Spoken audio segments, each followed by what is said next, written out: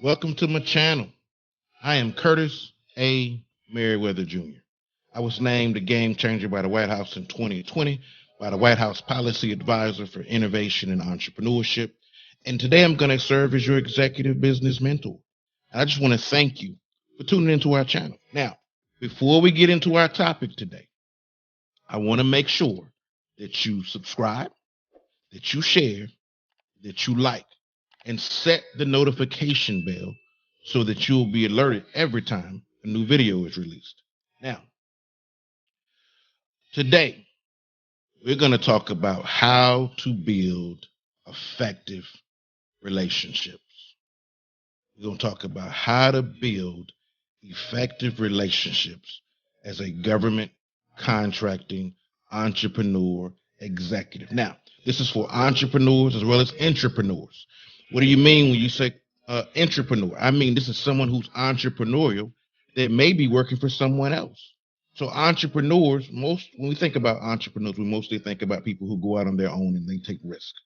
But I've also my entrepreneurs. You may be entrepreneurial and you're working for someone else. And this video is for you too.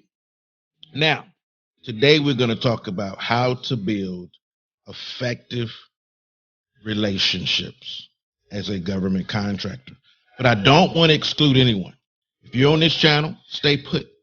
The strategies that I'm going to teach today can be applied regardless of which industry you service. Now, most of the people who watch me are in the government contracting space, but what I'm going to share today is just good, sound business principles, regardless of which industry you may find yourself in. So today I'm going to give you my mnemonic. My mnemonic is from.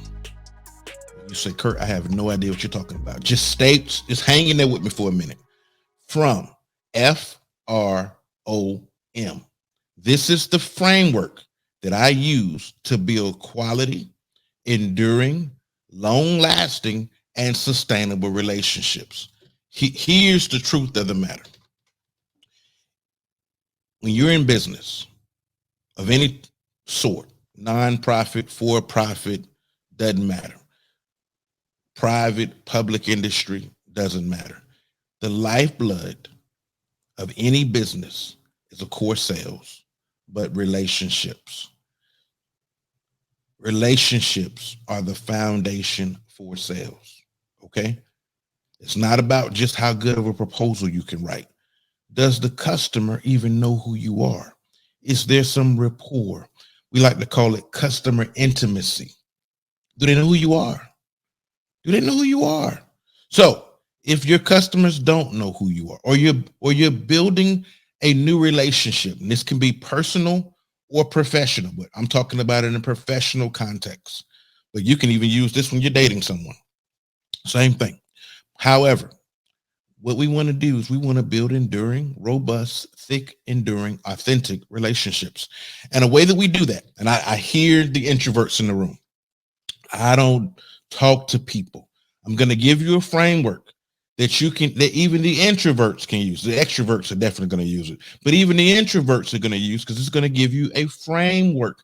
And what you want to do is you want to keep the other party talking, because while they're talking, you're looking for commonality. You're looking for points of interest that you both share.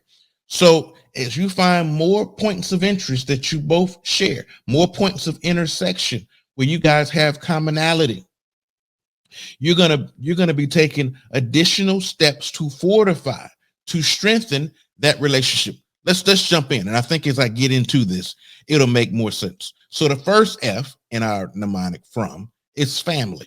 Now, most of us have families. Most of us do.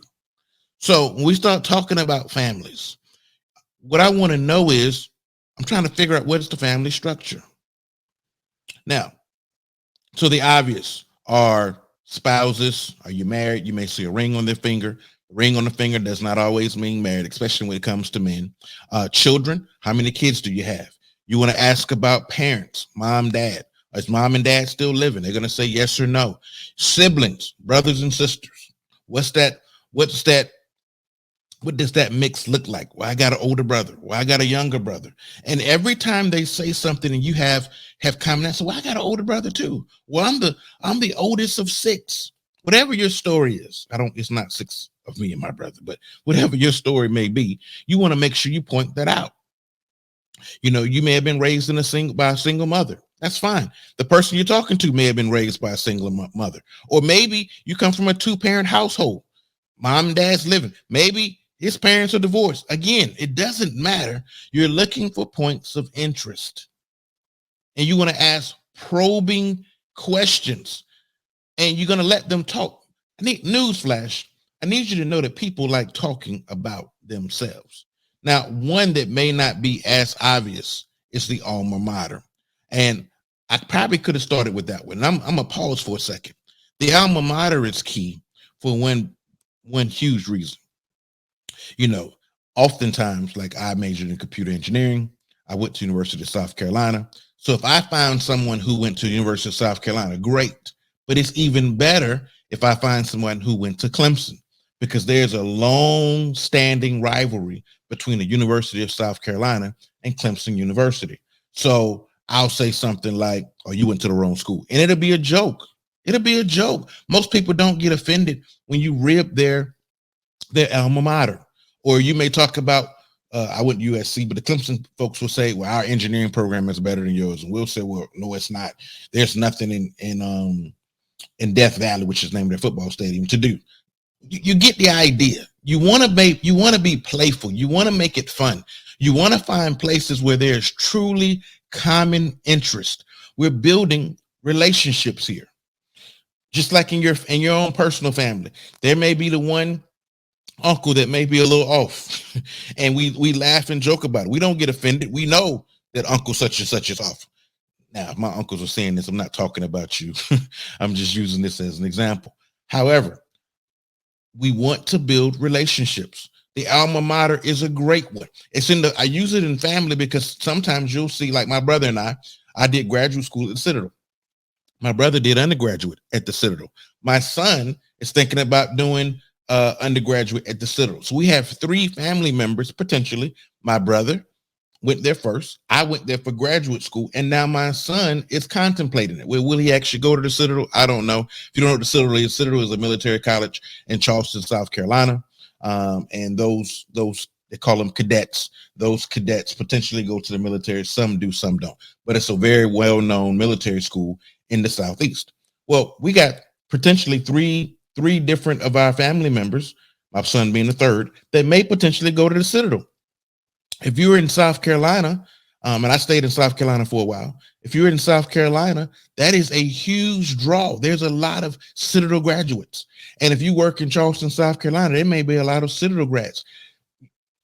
I'm gonna push that to the side just for a second.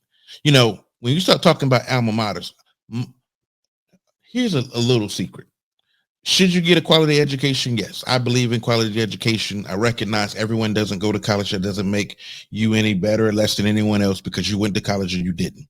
But one of the primary reasons people go to certain colleges, especially the Ivy League schools, is because of network. So again, we're talking about relationship building, and your alma mater, and especially if your family is heavily involved in that alma mater, this is a great connection point for conversation. So again, the goal here is to build long-lasting, stable relationships, but I digress. Let's go. So that first one was talking about the family. So we're looking for points of intersection between myself and the person I'm looking to build a relationship with. Are your parents still living, or where do they reside currently? When is the last time you've been home? Again, we're looking for points of interest. Oh, I went and seen my parents, 5 months ago, because you may not be local. We're looking for points of intersection when we start talking about families. Now, what's the next one? So F and our from is family. So what is our next point? The next one may be recreation. And the way I like to have this or structure this one is, what do you do in your spare time? What are your hobbies? I'll just come up with a fictitious name, John. So I'm talking to John, and I've talked to John about his family, and we found we had some great points of interest. Both myself and John were the oldest.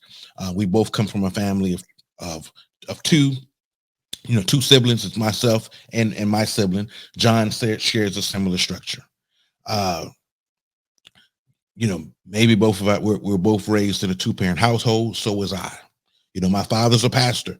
John's mother was a pastor. Again, you get the point here. I went to University of South Carolina. John went to Clemson. So now me and John are ribbing each other back and forth about where we went to college. You get the point. I think you're starting to see. And every time John says something that resonates with me, I let John know that, oh man, that's the case for me too. Now let's go to the next one. Recreation. And the way I like to have the recreation conversation, I like to ask, hey, so John, seems like you come from an amazing family. We share a lot of commonality. So when you're not working, John, what do you do in your spare time? John may tell you he likes books. John tells you he likes to read. You want to ask John what kind of genre of books he reads. John reads nonfiction books. Oh man, I read nonfiction books too. What's the last great book you read, John? John may say, I read the book Tragedy and Hope. Oh man, that's on my reading list. I haven't read it yet. Or John may be an avid fitness enthusiast. He may be in BJJ or Brazilian Jiu-Jitsu. Oh man, what belt are you, John? Well, I'm a brown belt. I did BJJ for a while. I didn't stick to it. I did a white belt. I was a white belt. I loved it, but I started back traveling and I just couldn't make it to I couldn't make it to the rolling test. That's what they call it in BJJ. You roll. I wasn't able to roll, man. My travel schedule just got so crazy. John may say, I do Ironman. So, I thought about doing a sprint a while back and I hate running, but I commend you because that running is not for the faint of heart. You get my point. Say, well, John, have you ever been scuba diving? I'm actually going to do my PADI certification this summer. Oh man, I do scuba. Last time we went to Egypt and I went to Africa and I had an opportunity to catch a nice dive there. What's my point? My point is we're looking for points of intersection. Here's a famous one, your sports team. Now I even want to tell y'all who my team is. I don't want to tell you who my team is because if I tell you who my team is, then all of the haters are going to come out the woodwork. But I'm a Cowboys fan. So I love it when I run across my Redskins. There's that rivalry between the Cowboys and the Redskins. Or if you're a Cowboys fan, we could talk about how great of a franchise, because we are America's team. But you get my point. You're looking for points of commonality, interest, intersection, so you can have a conversation. Maybe you're a Browns fan, and I'll tell you, y'all just started winning recently. But the Browns fans are die hard. You get my point. We're looking for points of banter. We're looking for ways we can find commonality and healthy competition. Moving on, occupation. Okay, so I've now gotten a better understanding of John. John has a better understanding of me based on the points that we share in our family history. Now I got a good understanding of what John does from a recreational standpoint. Now I know what John does today because I went and I read John's bio before the meeting. Now you can't do this when you meet someone impromptu, but when there's a meeting planned, go to their LinkedIn page and read their bio or Google their name and see what they've done before the meeting so you can kind of guide and structure the conversation. And maybe you may know what the connection points are before the meeting and you can kind of speed up this process. However, we don't undertake this process for speed. We undertake this process to build robust, strong, sustainable relationships. So the way I may ask John this is, so today, in our fictitious example, John is a program director.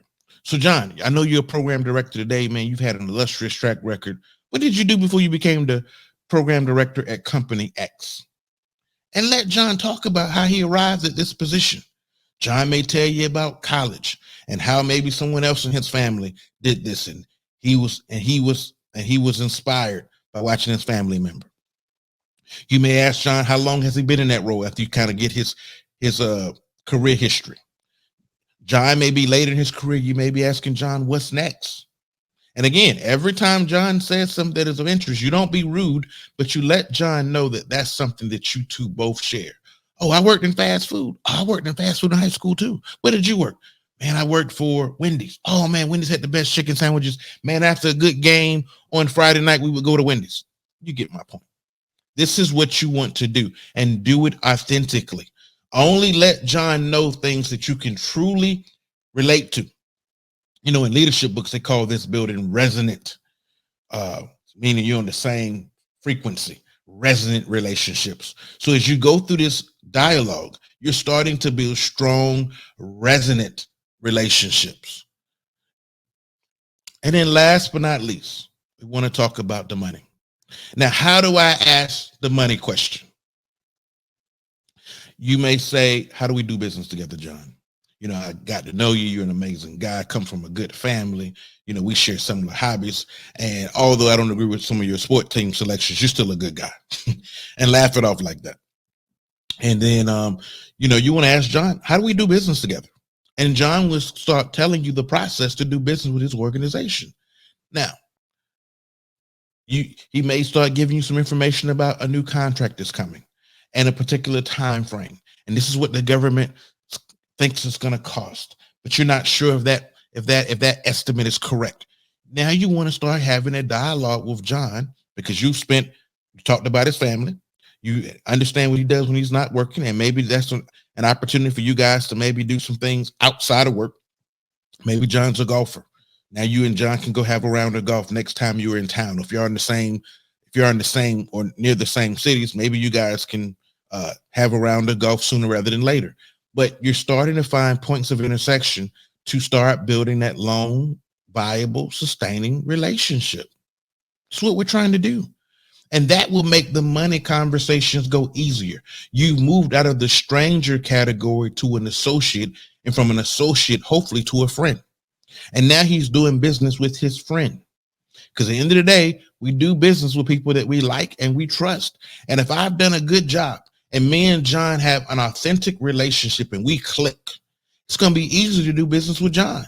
And when things happen, it's not a matter of if something happens in the business relationship. It's just a matter of when. Because all business is being able to manage challenges and obstacles. So it's not a matter of when, if things go wrong, it's a matter of when. But if I built a solid, robust, deep relationship, authentic, a resonant relationship, whatever adjective you want to use, it's going to be easier for our company to endure when something goes unplanned, something goes awry. You're going to be able to bounce back. So I want to close with the money. Find out what's the potential budget. What are his pain points? How does he procure the services that he needs? Is he going to do a sole source? Is he going to do a set aside? Is the contract coming? When is it coming? Can I help you with the statement of work? This is how we get into the shaping conversation. For those who've watched me talk, we talk about shaping conversation or shaping opportunities. This is how we do it. But the foundation is always and forever will be relationship. You know, when we do bid, no bid, if you don't know what I'm talking about, I did a video on bid, no bid. But one of the questions that we always ask when we're looking to pursue an opportunity is, do we have customer intimacy? That means, do we have relationship? Do we have rapport? Does the customer even know who we are? And this framework that I gave you, called from family, recreation, occupation, money. This is how we do that. Now, you can also mix it up. You can say form. I'm going to do family, occupation, recreation, money. You can mix them up in any order you want. However, save the money conversation. Save doing business conversation for last. You want to build relationship first and business will follow. Build relationship first and business will follow. Well, I hope this was helpful. If you got any questions, definitely drop me a note in the comments. I'll do my best to respond. And this is something that you should be able to put into action today. Now, this will work in your business life as well as in your personal life. Now, most of the folks who watch my channel are business people, so I put it in a business context. But you can use this for any relationship. Public sector, private sector, for-profit, non-for-profit, doesn't matter. This works, but you got to work it. Now, do not try to get through all 4 of these phases of this relationship in one setting. You may have to do this over a series of settings, but I want to give you a word of caution. You want to build relationship first, if at all possible. Now we start talking about the contracting officer, contracting specialist relationship. That can get tricky sometimes, so navigate that carefully. Don't do anything immoral, unethical, or just downright stupid. Don't do that. But program managers, you can definitely engage this conversation. And again, don't find yourself in any dicey situations. But we want to build relationships. And at the end of the day, we're all people. We're all people. And we want to build rapport. It's easy to do business with someone you have great rapport with than someone that you don't. So I just want to admonish you and encourage you, start building viable relationships. Start building viable relationships today, and you'll see your sales increase. This is what I call getting in the deal flow. And I'll do a future video about getting in the deal flow. But again, this is going to be the foundation. The foundation is always and forever will be enduring, viable relationships. I'm getting ready to close this one out. If you have not subscribed to our channel already, definitely subscribe and go back and watch some future videos. Now, on December 9th, 2022, we're launching the 8-figure GovCon.com course, which if you're new to government contracting, you're going to want to take this course. Now, it's going to be a course where we're going to give you strategy. We're going to give you actionable tips, tricks, and techniques, and using the same principles and techniques I used to get started as a government contractor more than 11 years ago. So I want you to sign up for the course and definitely follow along. But, we're going to provide free information here, but we're going to go deep in that course. And I teach it in a way that you probably haven't seen it taught before. If you've seen me on platforms like Clubhouse and other social media platforms where I've been on, I teach. I'm a teacher at heart. I'm finishing up my Ph.D. Matter of fact, that'll be February 2023, February 28th, 2023 to be exact. I will be Dr. Curtis A. Merriweather. So I'm an educator. I want to teach. Of course, I run businesses, but I want to teach you. And government contracting changed my life. And I know it can change yours too. Rome was not built in a day, but you can put some nice, solid, robust strategies in place that will truly change the financial trajectory of you and your family. It did mine, and I know it will do you as well. And I didn't have this channel when I got started. So I'm putting this channel out there because I want to give you actionable strategies, tools, tips. I want to help you navigate the terrain so that you can find success in government contracting too.